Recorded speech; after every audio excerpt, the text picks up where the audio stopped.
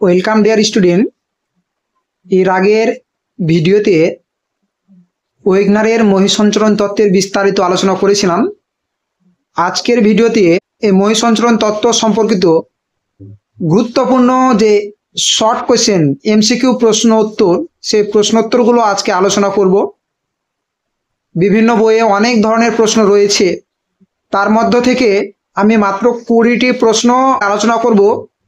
এই চ্যাপ্টার থেকে মাত্র 2টো প্রশ্ন আসবে এবং যে 20টি প্রশ্ন আলোচনা করব তার মধ্য থেকেই কিন্তু কমন চলে আসবে। এই 20টি প্রশ্নই অত্যন্ত গুরুত্বপূর্ণ এবং প্রত্যেকটি প্রশ্নকেই আমি ব্যাখ্যার সহিত আলোচনা করব। প্রথম যে প্রশ্নটা রয়েছে, জার্মানির ফ্র্যাঙ্কফুর্টে ওয়েগনার কবে প্রথম মহাসঞ্চরণের ধারণা তুলে ধরেন? ওয়েগনার মহাসঞ্চরণের যে ধারণা প্রথম কবে তুলে ধরেন? তো তোমরা জানো, যখন আমি থিওরিটা পড়িয়েছিলাম, যে ওয়েগনার তার মহাসঞ্চরণ তত্ত্বটা প্রথম তুলে ধরেছিলেন 1912 সালে জার্মানির ফ্র্যাঙ্কফুর্টে, 1912 সালে জানুয়ারি মাসে। তো 4টা অপশন আছে, 1912, 1922, 1915 এবং 1925 সালে। তো এই 4টার মধ্যে সঠিক উত্তর হয়ে যাবে 1912 সালে। 1912 সালের কত তারিখে? 6 জানুয়ারি। 1912 সালের 6 জানুয়ারি জার্মানির ফ্র্যাঙ্কফুর্টে ওয়েগনার প্রথম তার মহাসঞ্চরণ তত্ত্বটি কিন্তু তুলে ধরেছিলেন। নেক্সট, পরের প্রশ্ন, ডাইস্টেহাং ডার কন্টিনেন্টিয়ানুজিয়ান এই বইটি কত সালে প্রকাশিত হয়? বলে রাখি যে ডাইস্টেহাং ডার কন্টিনেন্টিয়ানুজিয়ান এটা জার্মান ভাষায় একটা লেখা বই, যার ইংরেজিতে অনুবাদ the origin of the continent and Ocean. তো এই বইটিতেই ওয়েগনার তার মহাসঞ্চরণ তত্ত্বটি প্রথম প্রকাশ করেছিলেন। কবে প্রকাশিত হয়েছিল? 4টা অপশন রয়েছে, 1912 সালে, 1922 সালে, 1915 সালে না 1925 সালে। তো সঠিক উত্তর কোনটা হয়ে যাবে? যে ওয়েগনার তার মহাসঞ্চরণ তত্ত্বটি প্রথম প্রকাশ করেছিলেন 1915 সালে। তো সঠিক উত্তর হয়ে যাবে 1915 সালে। এটা কিন্তু মাথায় রাখতে হবে যে জার্মান ভাষায় লেখা বইটি ডাইস্টেহাং ডার কন্টিনেন্টিয়ানুজিয়ান, এই বইটি প্রথম প্রকাশিত হয়েছিল 1915 সালে। তো মাথায় রাখতে হবে। এবং এটি কোন ভাষায় লেখা বই? এটা হচ্ছে জার্মান ভাষায় লেখা বই, যে বইয়ে ওয়েগনার তার তত্ত্বটি প্রথম পুস্তক আকারে প্রকাশ করেছিলেন। এটা কিন্তু মাথায় রাখতে হবে। যে আবার এটাও সাথে মাথায় রাখতে হবে, এই বইটির পরিমার্জিত, অর্থাৎ এই বইটার কিছু সংশোধন করে এটা পুনরায় প্রকাশ হয়েছিল 1922 খ্রিস্টাব্দে। পরিমার্জিত সংস্করণ কবে প্রকাশিত হয় সেটা মাথায় রাখতে হবে, যে পরিমার্জিত সংস্করণ প্রকাশিত হয়েছিল 1922 সালে। এটাও কিন্তু মাথায় রাখতে হবে। আচ্ছা, আর কি, যে তার দ্বিতীয় সংস্করণ কিন্তু যদিও 20 সালে হয়েছিল, কিন্তু তার যে কিছু আগের যে তত্ত্বটা তার কিছুটা সংশোধন করে সেটা প্রকাশিত হয়েছিল, পরিমার্জিত রূপে প্রকাশ হয়েছিল, সেটা 1922 সালে। আচ্ছা, এর পরের যে প্রশ্নটা রয়েছে, the origin of the continent and Ocean, যে বইটা বললাম, যে বইটা জার্মান ভাষায় লেখা, যে বইটার নাম বললাম ডাইস্টেহাং ডার কন্টিনেন্টিয়ানুজিয়ান, এই যে বইটা, এটা জার্মান ভাষায় লেখা। এই বইটি প্রথম ইংরেজিতে অনুবাদ কবে করা হয়েছিল? অর্থাৎ এই যে ইংরেজি বইটি কবে প্রকাশ করা হয়েছিল? এই ইংরেজি বইটা প্রকাশ হয়েছিল 4টা অপশন, 1912, 1922, 1915, 1924 সালে। তো জার্মান ভাষায় লেখা তার বইটি প্রথম ইংরেজিতে প্রকাশিত হয়েছিল 1924 সালে। এটা মাথায় রাখবে, তার জার্মান ভাষায় লেখা বইটি প্রথম প্রকাশিত হয়েছিল 1924 সালে। এই যে জার্মান ভাষায় লেখা বই, এই বইটির অর্থাৎ the origin of the continent Ocean, এই বইটি কিন্তু এই ডাইস্টেহাং ডার কন্টিনেন্টিয়ানুজিয়ান এই বইটিরই কিন্তু ইংরেজি অনুবাদ। আবার প্রশ্ন এইভাবে আসতে পারে যে ডাইস্টেহাং ডার কন্টিনেন্টিয়ানুজিয়ান এই বইটির ইংরেজি অনুবাদ কবে হয়েছিল? একই উত্তর, 1924 সালে। আচ্ছা, এর পরের যে প্রশ্নটা রয়েছে, প্যানজিয়া, এই প্যানজিয়া শব্দের অর্থ কি? প্যানজিয়া, দুটো শব্দ আছে, একটা প্যান আর একটা জিয়া। তো প্যান শব্দের অর্থ কি? এই প্যান শব্দের অর্থ হচ্ছে ওয়াল বা সমগ্র, আর জিয়া শব্দের অর্থ হচ্ছে ল্যান্ড, অর্থাৎ প্যানজিয়া শব্দের অর্থ হচ্ছে সমগ্র ভূখণ্ড। তো প্যানজিয়া শব্দের অর্থ কি? চারটা অপশন: সমগ্র ভূখণ্ড, সমগ্র পৃথিবী, সমগ্র জলভাগ, সমগ্র সমুদ্রভাগ। তার সঠিক উত্তর কি হয়ে যাবে? সমগ্র ভূখণ্ড। কোথাও অপশনটা যদি সমগ্র ভূখণ্ড না থেকে যদি থাকে সমগ্র মহাদেশ তাহলেও হবে, বা সমগ্র স্থলভাগ তাহলেও কিন্তু সঠিক হবে। সঠিক উত্তর হচ্ছে সমগ্র ভূখণ্ড। আচ্ছা, এই যে প্যানথালাসা, আরেকটা প্যানজিয়ার সাথে সাথে আরেকটা মাথায় রাখতে হবে, প্যানথালাসা শব্দ প্যানজিয়ার মতোই। এই যে প্যানথালাসা কথার অর্থ কি? তো একই রকম ভাবে এই প্যান মানে হচ্ছে অল, আর থ্যালাসা শব্দের অর্থ সি, অর্থাৎ সমগ্র সমুদ্র বা সমগ্র জলভাগ হচ্ছে প্যানথ্যালাসা কথার অর্থ। এটাও কিন্তু মাথায় রাখতে হবে, অনেক সময় আসতে পারে যে প্যানথ্যালাসা কি। প্যানজিয়াটা কি? প্যানজিয়া যে সুপার কন্টিনেন্ট, অর্থাৎ আজ থেকে প্রায় 30 কোটি বছর আগে, আজ থেকে প্রায় 34 কোটি বছর আগে সমগ্র মহাদেশ, 30 থেকে 34 কোটি বছর আগে সমগ্র মহাদেশ যে বিশাল অখণ্ড এক ভূভাগ রূপে অবস্থান করতে, সেটা হচ্ছে প্যানজিয়া। আর প্যানজিয়াকে ঘিরে যে বিশাল জলভাগ ছিল, সেই বিশাল জলভাগটা হচ্ছে কিন্তু প্যানথালাসা। নেক্সট নেক্সট প্রশ্ন, এটা কিন্তু পর্ষদ নমুনা প্রশ্ন, বিজ্ঞানের ইতিহাসের রেকর্ড থেকে তিনি বলতে কে, কার কথা বলেছে? যিনি আমেরিকা এবং ইউরোপ আফ্রিকার সঙ্গে মিলিত হওয়ার সম্ভাবনার কথা প্রথম বলেছিলেন। চারটা অপশন রয়েছে: Antonio Pellegrini, Abraham Ortelius, Alfred Wegener, F B. Taylor. তো সঠিক উত্তরটা কি? সঠিক উত্তরটা হয়ে যাবে আব্রাহাম অর্টেলিয়াস। তিনি প্রথম এই যে 7টা মহাদেশ অর্থাৎ এই ভূখণ্ডগুলো একত্রিত থাকার কথা বলেছেন, এবং এদের বিভাজন রূপে কারণ হিসেবে তিনি দেখিয়েছেন বন্যা, অর্থাৎ বন্যার দ্বারা এগুলো কিন্তু সেগুলো বিভাজিত হয়ে গেছে বলে তিনি মনে করেন, বন্যা এবং ভূমিকম্পের দ্বারা। আচ্ছা, তাহলে সঠিক উত্তর হয়ে যাবে আব্রাহাম অর্টেলিয়াস। নেক্সট, পরের প্রশ্ন, আলফ্রেড ওয়েগনারের মহাসঞ্চালন তত্ত্ব ড্যাশ উপযোগের সঙ্গে সম্পর্কিত। আলফ্রেড ওয়েগনারের তত্ত্ব কোন উপযোগের সঙ্গে সম্পর্কিত? চারটা অপশন: কার্বনিফেরাস, প্লিস্টোসিন, ইওসিন এবং প্লায়োসিন। কোন উপযোগে যুক্ত? যে উপযোগে মহাদেশগুলো একত্রিত থাকার কথা বলেছিলেন, যে উপযুগ থেকে তার তত্ত্বটা বর্ণনা শুরু হয়েছিল, সেটা হচ্ছে এই কার্বনিফেরাস উপযোগ। তো সঠিক উত্তর হয়ে যাবে কার্বনিফেরাস উপযোগ। নেক্সট, পরের প্রশ্ন, প্যানজিয়ার ভাঙনের ক্ষেত্রে নিচের সঠিক ক্রমটি, একটি চারটা অপশন থাকবে, যে সঠিক ক্রম মানে কোনটার পর কোন ঘটনাটা হয়েছিল। চারটা অপশন আছে, যে কোন যুগ? Permian, Triassic, Jurassic, Cretaceous. Option A, option B Triassic, Permian, Jurassic, Cretaceous. Option C Cretaceous, Triassic, Permian, Jurassic. Option D Jurassic, Cretaceous, Permian, Triassic. তো সঠিক উত্তরটা হয়ে যাবে, যে সঠিক যে ক্রম পারমিয়ান, অর্থাৎ কার্বনিফেরাসের যে পরবর্তী যুগ, পারমিয়ান যুগ, ট্রিয়াসিক যুগ প্রায় 20 কোটি বছর আগে, জুরাসিক যুগ আজ থেকে প্রায় 13 কোটি বছর আগে, এবং ক্রিটেসাস আজ থেকে প্রায় 7 কোটি বছর, 6.5 থেকে 7 কোটি বছর আগে। তো সঠিক উত্তরটা হয়ে যাবে অপশন এ। অপশন এ হচ্ছে অর্থাৎ সঠিক যে ক্রম পারমিয়ান, ট্রিয়াসিক, জুরাসিক এবং ক্রিটেসাস। এরপরে পরের যে প্রশ্নটা আছে, মহাসঞ্চালন তত্ত্বে মেরু সরণ সংক্রান্ত বাক্যগুলি ক্রম অনুযায়ী সাজিয়ে লেখো।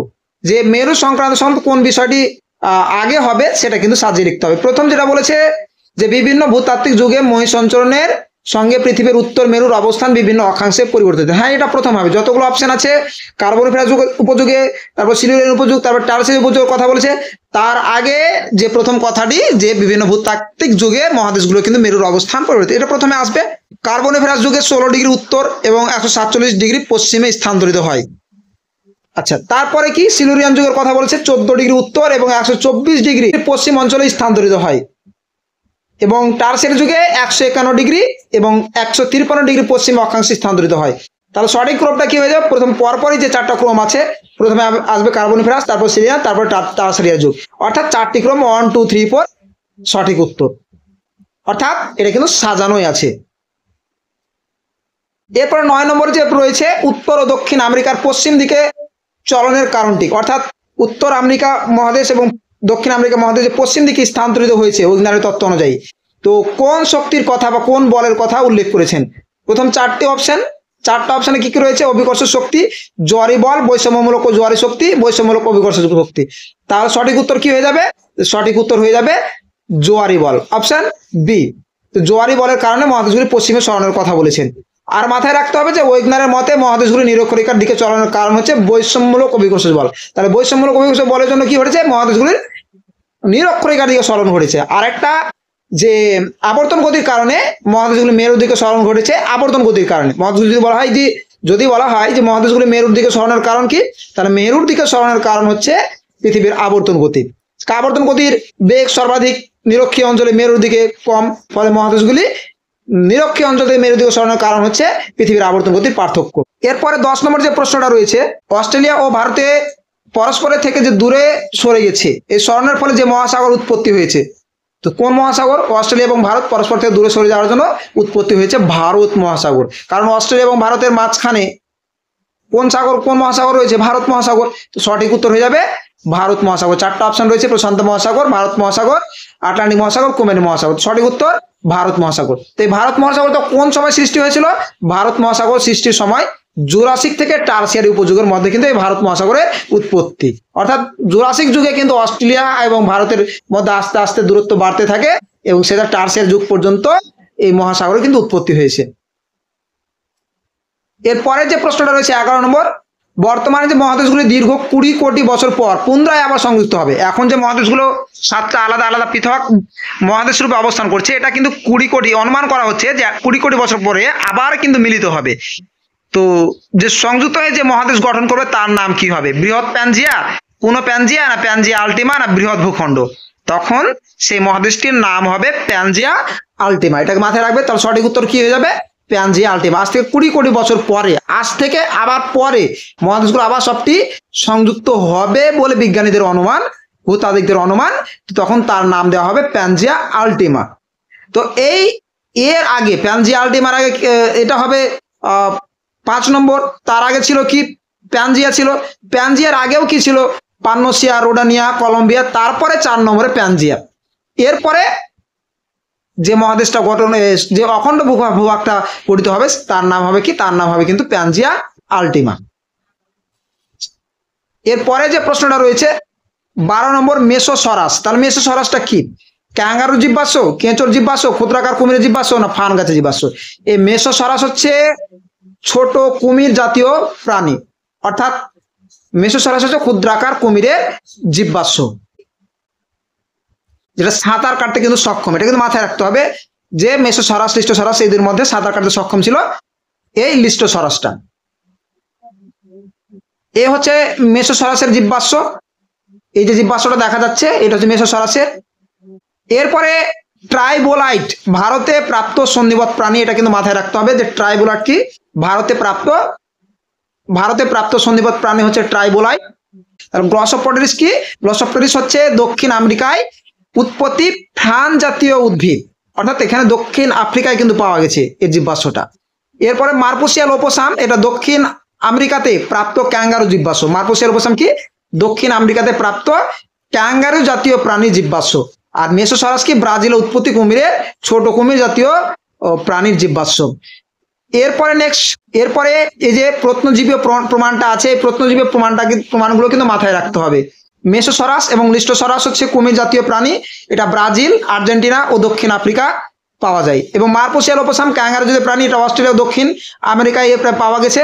গ্লসোপটেরিস এবং গঙ্গাপটেরিস ফান জাতীয় উদ্ভিদ, এটা সমগ্র গন্ডোয়ানা ল্যান্ডে কিন্তু পাওয়া গেছে ফান জাতীয় উদ্ভিদটা। এবং সাইনকনাথাস জাতীয় বৃহৎ কুমির জাতীয় জীবাশ্ম, এটা পাওয়া গেছে আমেরিকা, আফ্রিকা এবং আন্টার্কটিকা।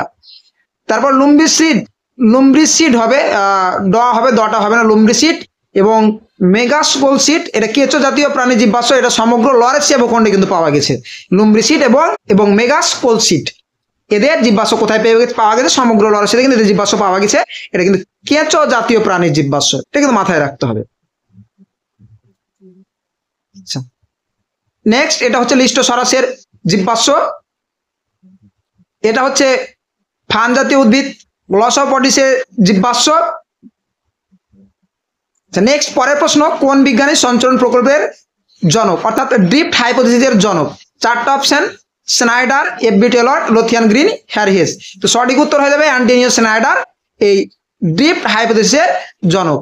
আরো সাথে মাথায় রাখতে হবে যে মহাদেশগুলির আণবিক সঞ্চালন তত্ত্ব, অর্থাৎ হরাইজন্টাল ডিসপ্লেসমেন্ট, আণবিকভাবে এই সঞ্চালনের যে তত্ত্বটা দিয়েছিলেন এর প্রবক্তা হচ্ছেন এফবি টেলর, অর্থাৎ হরাইজন্টাল ডিসপ্লেসমেন্ট অফ কন্টিনেন্টস এর প্রবক্তা হলেন এফবি টেলর। এরপরে 14 নম্বর প্রশ্ন, 14 নম্বর যে কম্পিউটারের সাহায্যে জিগসফিটের প্রমাণ উপস্থাপন করেন কে? প্রথম কে, কোন ভূত্বতাত্ত্বিক এই জিগসফিটের প্রমাণ সহ উপস্থাপন করেছিলেন? 4টা অপশন দেওয়া আছে, ওয়েগনার, সি বুলার্ড, আইলার এবং উইভার। সঠিক উত্তর হয়ে যাবে সি বুলার্ড। 1965 খ্রিস্টাব্দে কম্পিউটারের সাহায্যে জিগসফিট মহাদেশগুলো যে একত্রিত থাকার ধারণা, অর্থাৎ দক্ষিণ আফ্রিকা আফ্রিকা এবং দক্ষিণ আমেরিকার যে মিল, দুই উপকূলের যে মিল, এটা কিন্তু কম্পিউটার সাহায্যে কিন্তু প্রমাণ করেছেন কে? সি বুলার্ড 1965 খ্রিস্টাব্দে। এটা কিন্তু মাথায় রাখতে হবে। পরের প্রশ্ন 15 নম্বর, যে বিবৃতি দেওয়া আছে এবং সেকেন্ড বিবৃতি, এই দুটো বিবৃতি দেওয়া রয়েছে যে মহাদেশগুলি, সমস্ত মহাদেশ মিলনের ফলে সুবৃহৎ মহাদেশ গঠিত হয়েছিল, তাকে প্যানজিয়া বলে। ঠিক আছে, এটা সঠিক হবে। দ্বিতীয় যে বিবৃতি আছে, ব্রাজিল উপকূল থেকে 200 মিলিয়ন বছরে প্রাচীন পাথরের বেল্ট পশ্চিম আফ্রিকার পাথরের সঙ্গে মিল পাওয়া যায়।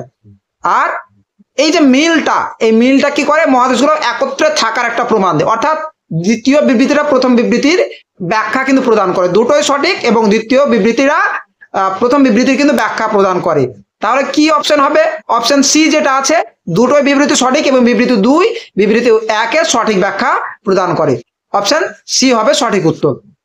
এরপরে 16 নম্বর যেটা রয়েছে, স্তম্ভ মেলাও। তো স্তম্ভ মেলাতে প্রথমে যে ক স্তম্ভ, খ স্তম্ভ, ভাবচক্র, এটা ভাবচক্র ওড়িশায় দেখা যায়। আর ভাবচক্র এটা ওড়িশায় দেখা যায়। লরেশিয়া কি গন্ডওয়ানাল্যান্ডের নাম হচ্ছে লরেশিয়া। জিগসপিট এটা ভূতাত্ত্বিক প্রমাণ, এবং উড ফসিল পার্ক এটা জয়সালমেরে কিন্তু দেখা যায়। এটা কিন্তু মাথায় রাখতে হবে। তো সঠিক উত্তরটা কি হয়ে যাচ্ছে? এ এর সঙ্গে 4, বি এর সঙ্গে 2, সি এর সঙ্গে 1 এবং ডি এর সঙ্গে 3। এটা হচ্ছে সঠিক উত্তর। নেক্সট 17 নম্বর প্রশ্ন, আবার স্তম্ভ মেলাও। এখানেও রয়েছে আরেকটি স্তম্ভ, যে ওয়েগনার কি হবে? যে মহিষঞ্চরণ, মহিষঞ্চরণ তত্ত্বের জনক বা মহিষঞ্চরণ বিজ্ঞানসম্মত ব্যাখ্যা দিয়েছিলেন ফ্রান্সিস বেকন।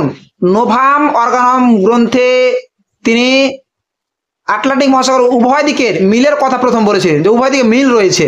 এডওয়ার্ড সুয়েস তিনি লরেশিয়া এবং গন্ডওয়ানাল্যান্ডের নামকরণ করেছিলেন, এবং প্যানজিয়া এবং টেথিসের উপস্থিতির কথা উল্লেখ করেছিলেন।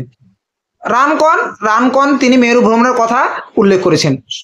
এ এর সঙ্গে 3, বি এর সঙ্গে 1, সি এর সঙ্গে 4 এবং ডি এর সঙ্গে 2। তো সঠিক উত্তর হয়ে যাবে A2, B1, C4, D3। Next একটা দাবি রয়েছে, তারপর কারণ। দাবি বলছে ওড়িশার তালচের অঞ্চলে ইরাটিকের সন্ধান পাওয়া যায়। কারণটা কি? যে ওই অঞ্চলে প্রাচীনকালে আন্টার্কটিকা মধ্যভাগে রেখে দক্ষিণ মেরুর কাছে অবস্থান করতো। আন্টার্কটিকাকে মধ্যভাগে রেখে, ওই অঞ্চলটি প্রাচীনকালে আন্টার্কটিকা মাঝখানে রেখে দক্ষিণ মেরুর কাছে অবস্থান করতো, আর শীতকালে মেরু জলবায়ু বিরাজ করত। অর্থাৎ প্রথম যে ইরাটিকের সন্ধান পাওয়া গেছে এটাও সঠিক, এবং দ্বিতীয়টাও কিন্তু সঠিক ব্যাখ্যা প্রদান করে, কারণটাও কিন্তু সঠিক বলেছে। অর্থাৎ দুটোই সঠিক হবে এবং দুটোই সঠিক ব্যাখ্যা। অর্থাৎ কারণ অর্থাৎ এ এর সঠিক ব্যাখ্যা, দুটো বিবৃতি সঠিক, এবং আর অর্থাৎ আরটা মানে কারণটা এ এর সঠিক কিন্তু ব্যাখ্যা। Option C. নেক্সট 19 নম্বর যেটা রয়েছে, 19 নম্বর যে স্তম্ভ মেলা আবার রয়েছে। 19 নম্বরে বৈষম্যমূলক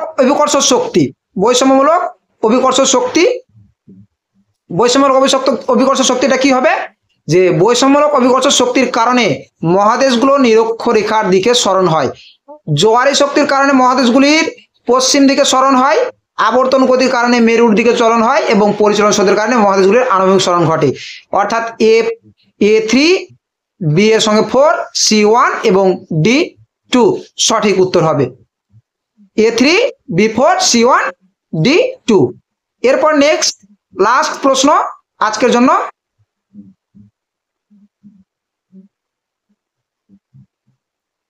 ভূবিজ্ঞানীদের নাম রয়েছে একদিকে, আর একদিকে তাদের মহিষঞ্চরণের যে অবদান। আব্রাহাম ওয়াটিলিস কি বলেছিলেন? যে মহিষঞ্চরণের প্রথম ধারণা দিয়েছিলেন, অর্থাৎ 1 এর সঙ্গে 1 মিলবে।